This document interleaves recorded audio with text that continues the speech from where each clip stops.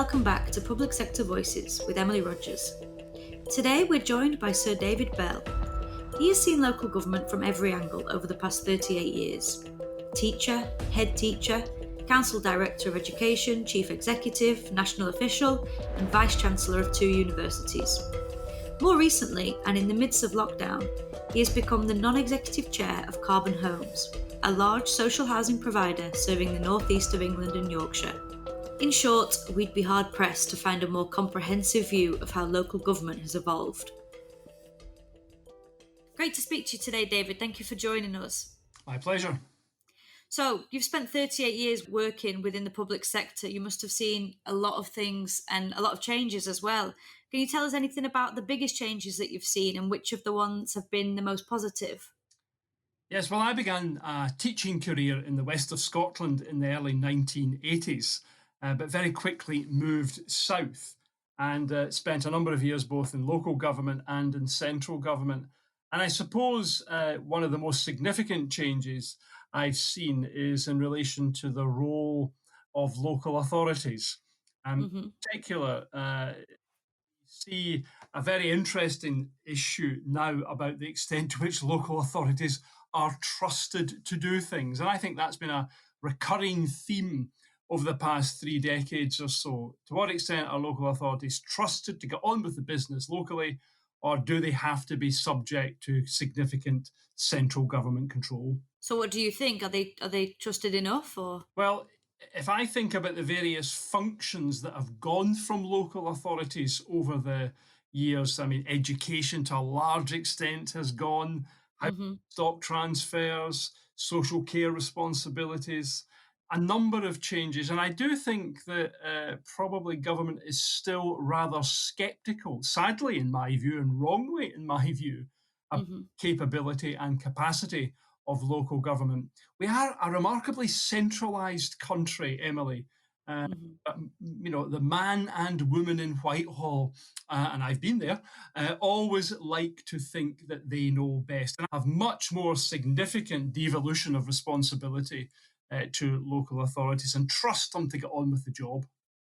So, has all that responsibility been absorbed by Whitehall then? Quite a lot of it has been absorbed by Whitehall, but also quite a lot of it has gone out to other agencies. I mean, if you take the schools sector, with independent academies being set up, multi academy trusts, housing associations, and the like.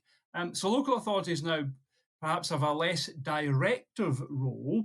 Mm. An argument about the extent to which they ever were completely directive anyway, and much more of a collaborative role. Now, there's nothing wrong with that.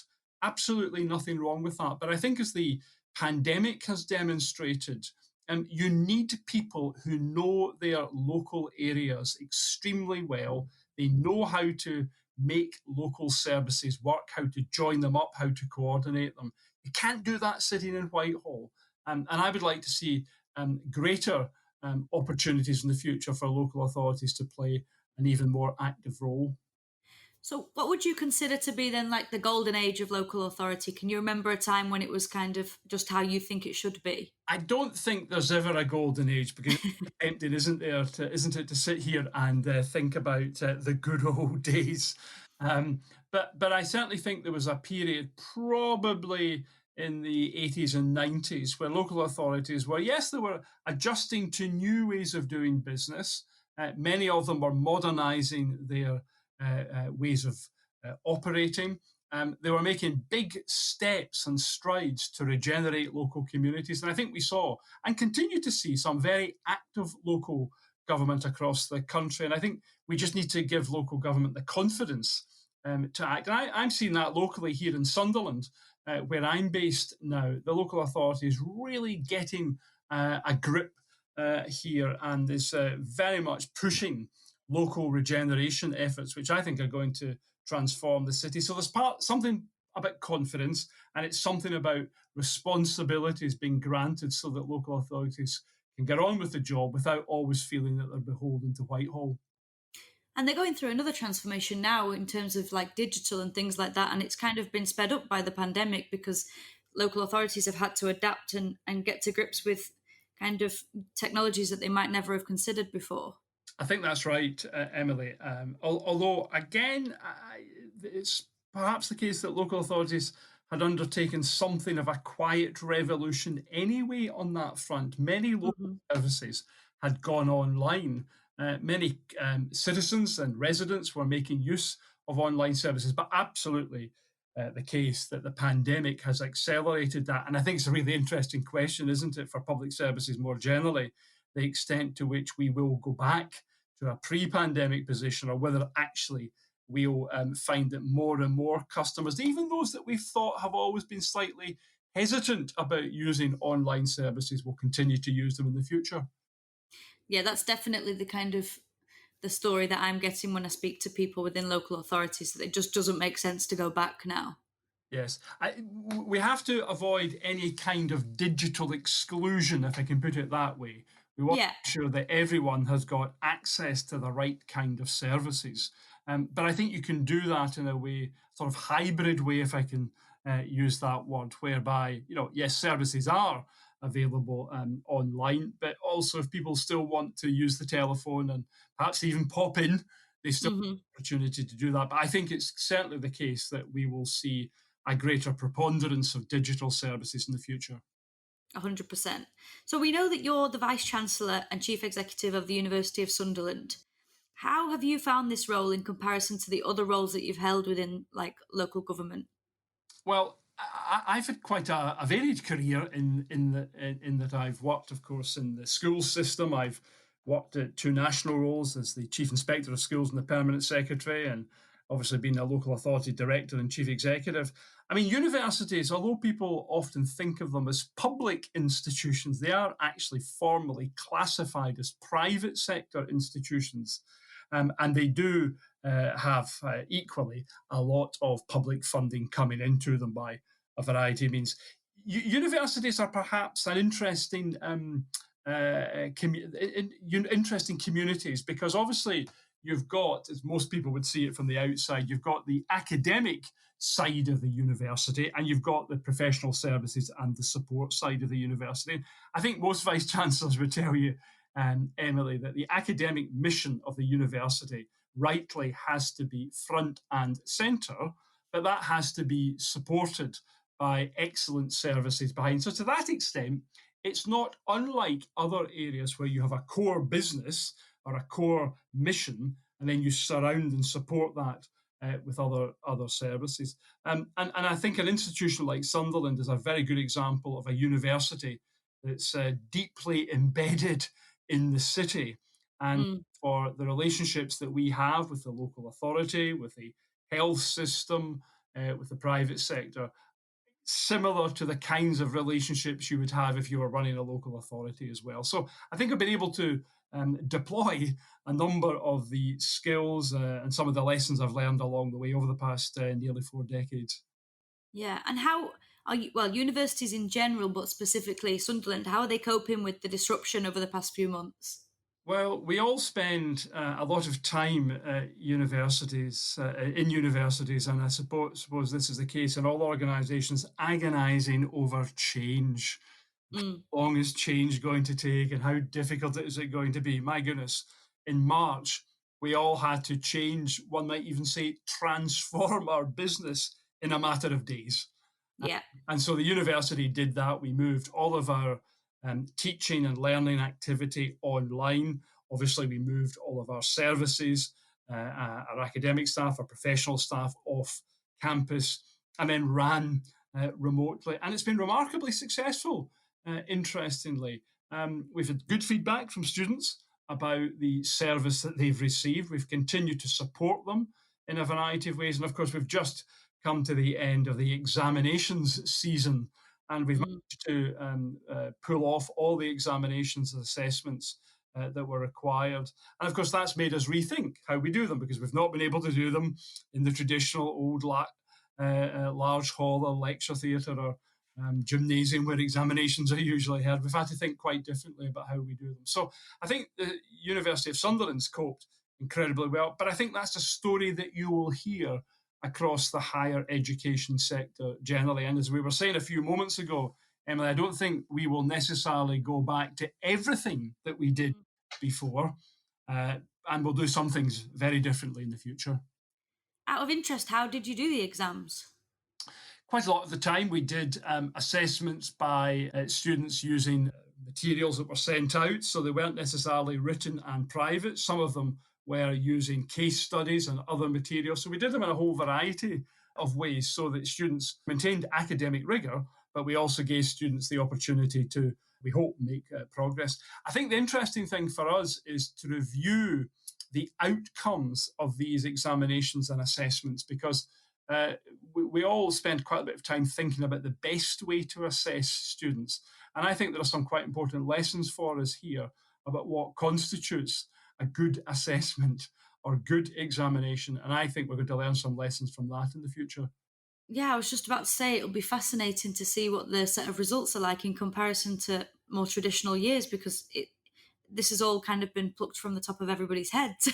Yes, and it's really interesting this because government has put universities under pressure in recent times for what's called grade inflation. In other words, as government would see it, an unexplained rise in first class honours degrees and upper second class honours degrees. Uh, Hmm. so, on the one hand, you don't want to see a huge rise in that because people might think, that's all just grade inflation. On the other hand, it may be the case that students are performing better under a different set of assessment circumstances than has been the case. And that will be a piece of work that we will be doing, as I know most universities will be doing in the future, because we stand or fall by our academic reputation. So maintaining the quality, the integrity of the examination, the assessment system is absolutely crucial to us. So this is really important we get it right. But let's not just go back to what we've always done in the past when there might be things to learn from the last few months. Yeah, I mean, it's the opportunity to change kind of things for the better, for good. It's really, really interesting. I'd be really interested to find out what happens there. Yes, and it's not just, of course, in examinations and assessments, Emily. It's also to do just with how we provide teaching and learning. I mean, we've had some interesting evidence from students that some of them prefer the online engagement, particularly in the kinds of settings like large lectures, where actually it doesn't, in one sense, make much of a difference if you're in a room physically or Mm, engaging online. So the model that we will adopt, certainly for the first term when we go back in the autumn, is a hybrid model where we'll have obviously students on campus face to face for certain lessons, well, all controlled according to the public health guidelines, but we'll also use the online method. And we think that actually for many students, that will be popular. One of the characteristics of our university, Emily, is that about 85% of the students in Sunderland are commuters.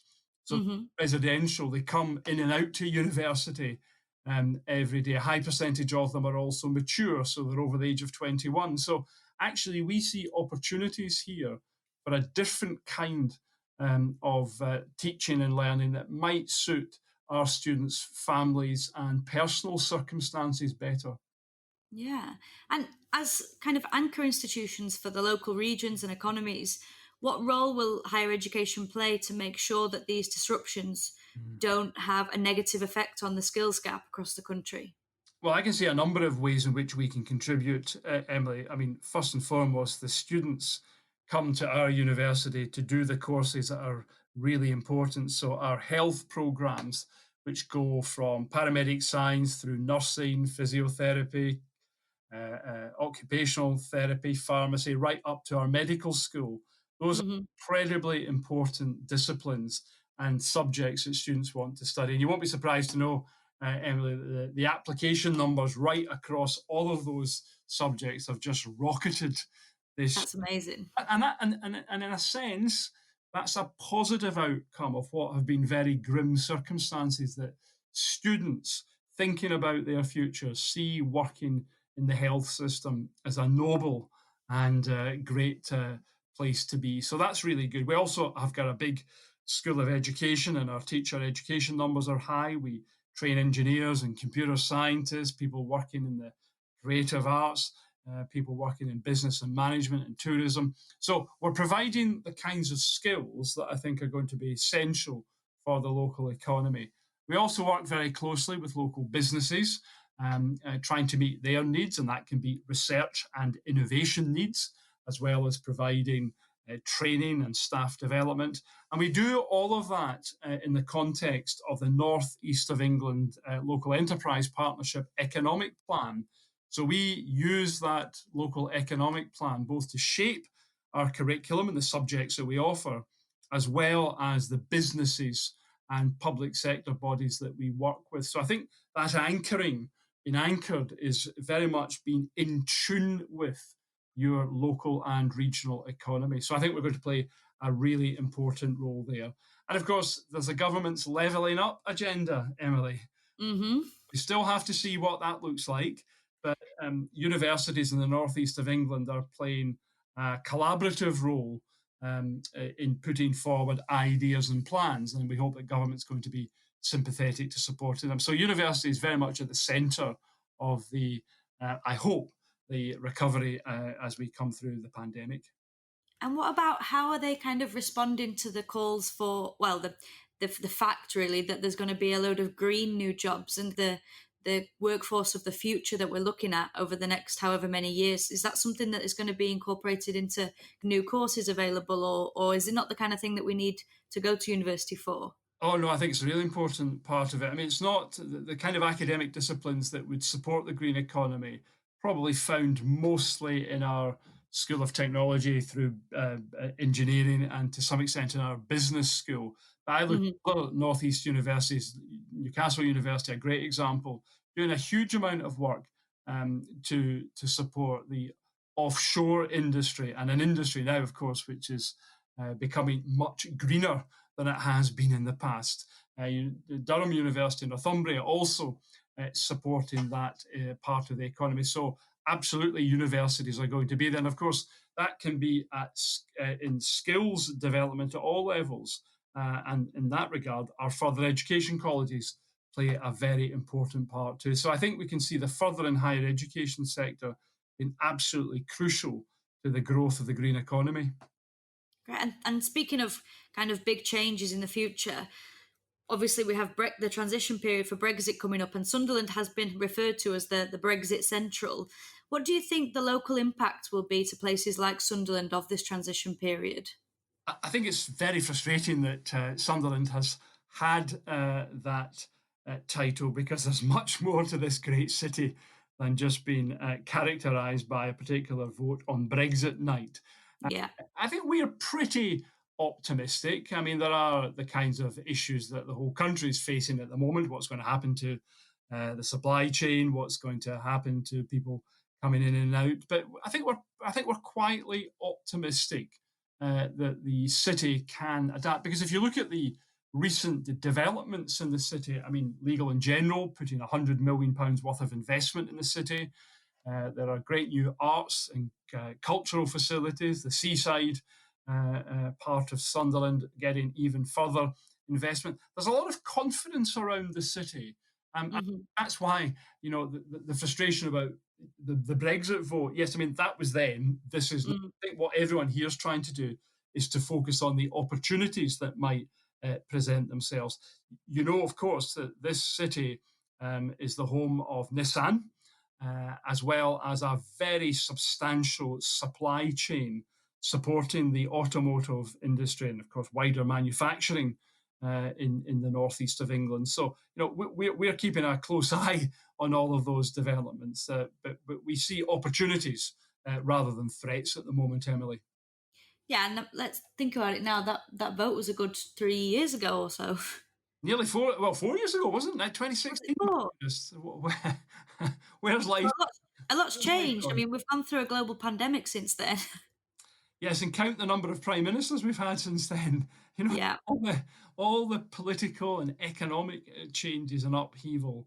I think we're going to rely, aren't we, right across the country, on the resilience that we find within our communities, and not to stretch the point too far, but local institutions, whether those are schools or hospitals or local authorities, are all central to building back from the pandemic. And in many ways, that empowerment that we talked about earlier in the conversation is really important if we're going to make assess of both post Brexit Britain and post pandemic Britain. Here's hoping. You also, I know that you've become the non-executive chair of Carbon Homes during Mm. lockdown. So this is a social housing provider. Am I right? Carbon Homes, social housing provider, about 30,000 homes serving the northeast of England and Yorkshire, yes. Great. So what can you tell us then about kind of the mission and the vision? Yes, well, rather, it was a very interesting time to take over as non-executive chair. So I took over on the 1st of May, Wow. and it's only this week that I've had the chance to engage in person with some of the Carbon staff. So everything I've done up until now has been done virtually. That includes engaging with the chair of our strategic residents group, as well as fellow board members and executives.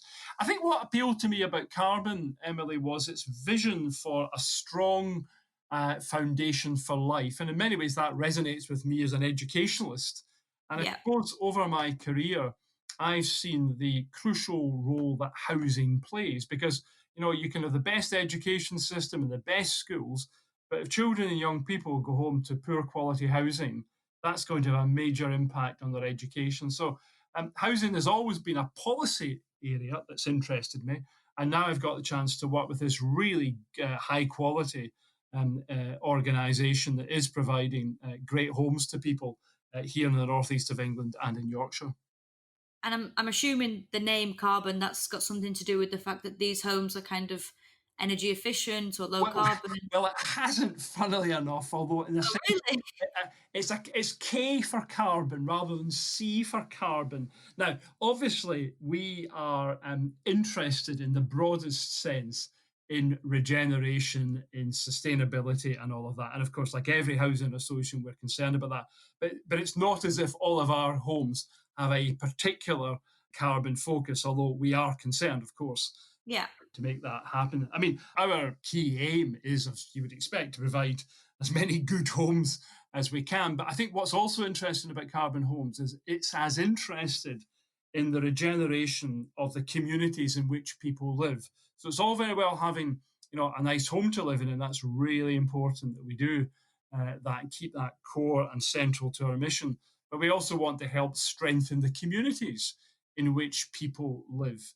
And that's an important priority of mine, certainly, as the new non executive chair. So, Carbon Homes, social housing providers, my sense is they've played a great role during the crisis. I know in our case, for example, we've been phoning over 1,000 vulnerable tenants and residents every week to keep in touch with them. And we've been making calls to lots of other people as well. So, housing associations like local authorities and other local bodies, crucial role in keeping people safe and keeping them connected and during this really difficult time. So it's the social value aspect as well. Do you kind of account for that in everything that you're doing? Oh, completely. I mean, Carbon Homes would describe itself as a social housing company that makes a profit for a purpose. So obviously, there's no shareholders in the sense of shareholder dividends or anything like that. So all the profits that are made are ploughed right back in to Yeah. business. So we've got an ambition, hopefully, to be building 600 homes a year over the next 5 years, and that's all going to add to the housing stock as well as all the work that we do to make sure that people have good homes. I think that's another interesting example of where attitudes and expectations have changed. The mindset that we have at Carbon Homes is that these are people's homes. They're not just houses that they might be renting, and Mm. they deserve to be treated in the same way that anyone who has a home should be treated, and we should be providing for our residents and our customers absolutely top-notch service. And I'm pleased to say all the indicators are that Carbon does that, and I want to ensure that in my time as the chair of the board, we continue to do that. I've noticed a number of local authorities turn into modular houses to kind of help with the homeless community and things like that. What do you think about that? It's not something that we've needed to do. House building plans are, I guess, what you would call traditional houses, but also houses that now reflect new environmental and sustainability standards. I think we should be open to all kinds of approaches to addressing the housing shortage or the housing crisis. And of course, the government has said that it's going to be funding this affordable homes programme, quite a lot of Yeah. money. We're not quite sure how that's going to be allocated yet, and it would certainly be helpful to us. We certainly think that people will want a variety of choices. People will want to have, the traditional home that they might wish just to rent. They might want to have a rent to buy. They might want a shared ownership property. And I think that's an important part of the housing mix in the future, that we provide choice to people so that there are different kinds of tenure, different ways of living in your home. We certainly know, and you won't be surprised to hear this, Emily, that affordable rent continues to be in high demand among Mm. customers in the carbon homes area. And I think it's important that we give great priority to that, particularly as the economic situation might be tough for folks in the period ahead. Yeah, and going on from the economic situation, local authorities, a lot of them are in a bit of, well, financial bother at the moment, if you will. And how do you think the approach to getting them back to where they were, either pre-pandemic or even better, how would you say that's going to go? Well, the government has already made, central government has already made funding available, obviously, to support local authorities. There's going to be a lot more of that required in the future. And I think it's really important that we don't penny pinch when it comes to supporting local government and the services that local authorities provide. I mean, one of the things that's been really striking to me here in Sunderland, as a resident of Sunderland, is the extent to which the council has done a great job in just keeping local services going so well. I mean, Mm. social care has been under a huge amount of pressure, but the streets are still being cleaned. The seaside looks really nice. Building work has been done. The roads have been maintained. I think that's been a fantastic effort on the part of the local authority. I'm sure that will have been replicated around the country. But that's come at a price, because there's been lots of other costs that local authorities have incurred in supporting their communities through the pandemic. So I hope the government will look very sympathetically. This will not be about crying wolf.